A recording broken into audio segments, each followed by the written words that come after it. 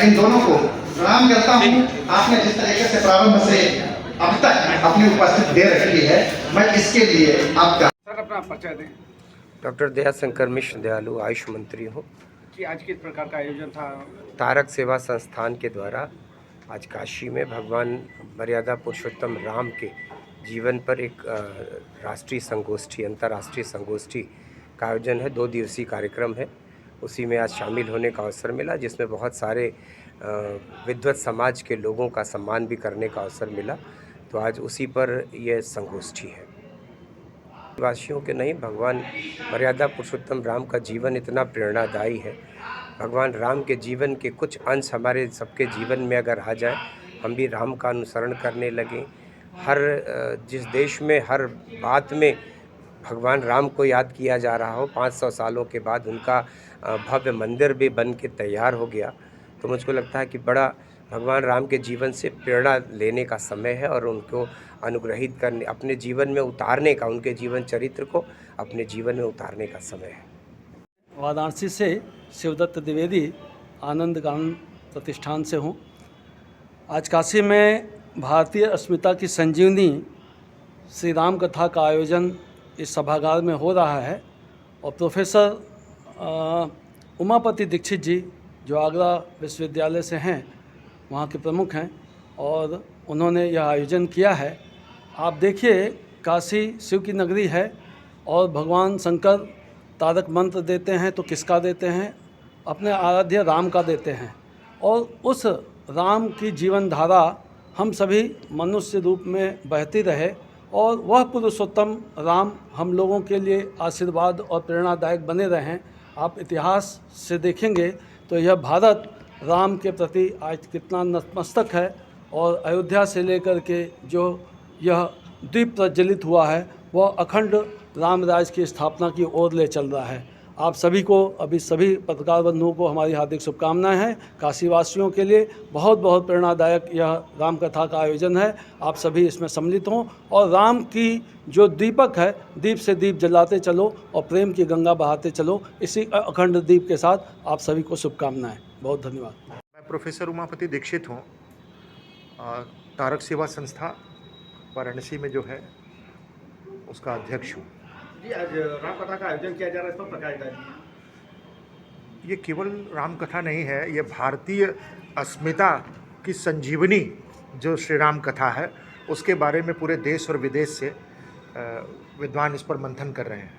और आज इतने दिनों के बाद, वर्षों के बाद, 500 वर्षों की जो कथा आप अभी देख रहे हैं, मंदिर निर्माण हुआ, सब कुछ हुआ, हिंदुत्व है, सनातन है, तो इन सब के बारे में जो एक मंथन हो रहा है विद्वानों के बीच में कि अब इसकी आवश्यकता आप महसूस कर रहे हैं कि किस तरीके से ये राम कथा आज विश्व वाङ्मय में, विश्व स्तर पर किस तरीके से अपना एक स्थान बना चुकी है। और हर व्यक्ति अब ये महसूस करने लगा है कि राम, हर व्यक्ति, आप राम हैं, हम राम हैं, जिसको गोस्वामी तुलसीदास जी ने कहा था कि सकल राम में जान, जड़ चेतन जब जब दीक म सकल राम में जान, बंधो सबके पद कमल, तो सिय राम में सब जग जानी। अब आप देख रहे होंगे, आप मीडिया के इतने प्रभावशाली लोग हैं, तो आपको इस बात का अंदाज हो रहा होगा।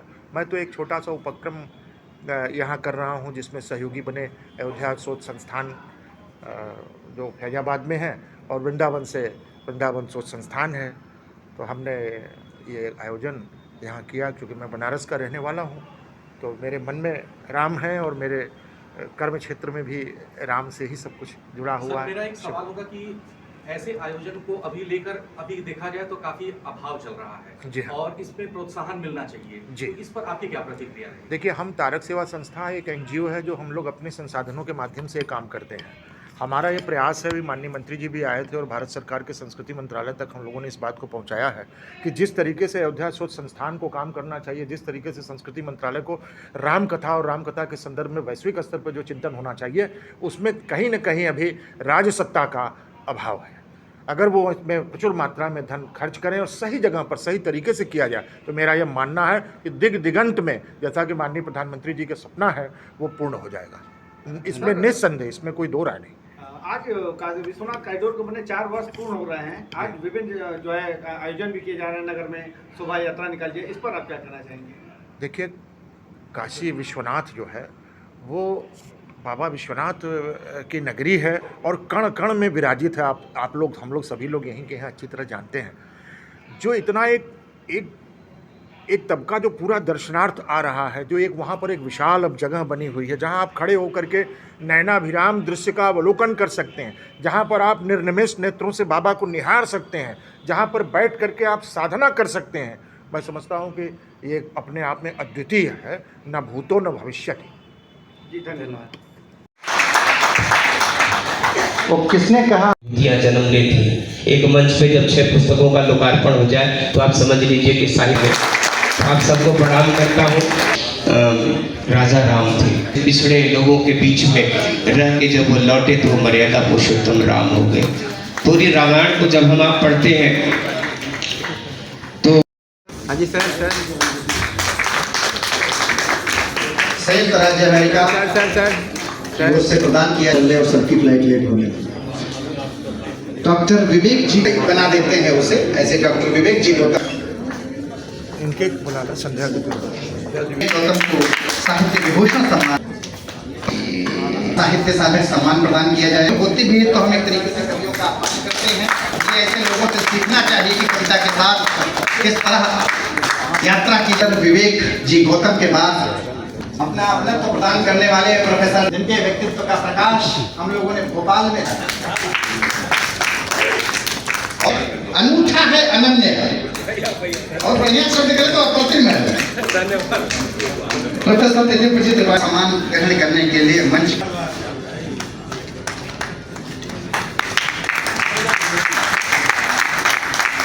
डॉक्टर नीलम सिंह प्रोफेसर जी, रश्मि जी भी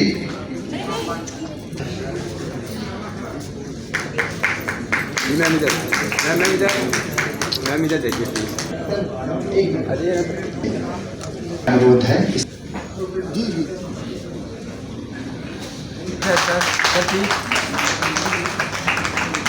निकट रचना दुबे जी अगर यहाँ उपस्थित हैं तो कृपया वे अपना साहित्य, रचना जी दुबे को यह साहित्य सम्मान प्रदान किया जा रहा है।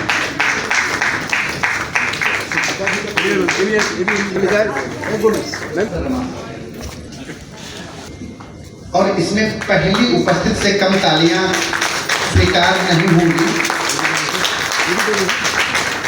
करेंगे कि वे कृपया मंच के सम्मुख अपने ऊपर। श्रीवास्तव जी यहाँ पर उपस्थित हैं। पंडित तिलक उपस्थिति हमें नहीं मिल सकी है। प्रोफेसर सुचिता त्रिपाठी जी, तालियां बज रही हैं लेकिन रिदम में नहीं है। अखबार वाले लोग, श्री जयेंद्र कुमार जी का यह सम्मान ग्रहण करने के लिए मैं मंच का सम्मान, मुझे अच्छा लगा लेकिन का सम्मान ग्रहण कर रहे हैं। सर वेद की भी कुछ लगाएंगे करता हूँ, लेकिन आनंद रखिए अपना आशीर्वाद। रोज के बड़े हस्ताक्षर में अंतर्राष्ट्रीय स्तर पर उन्हें रेखांकित किया जाता है। कुछ ऐसी चीजें की सलाह के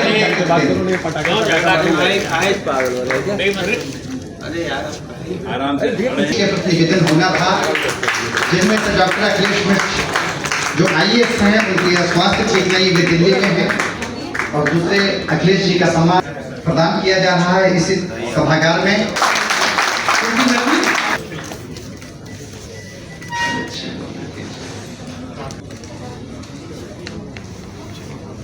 आगे की जो सृजन यात्रा है, जीवन यात्रा है, वो और इस हाजिरी में उपस्थिति में भरे हुए सभागार में तो नहीं, लेकिन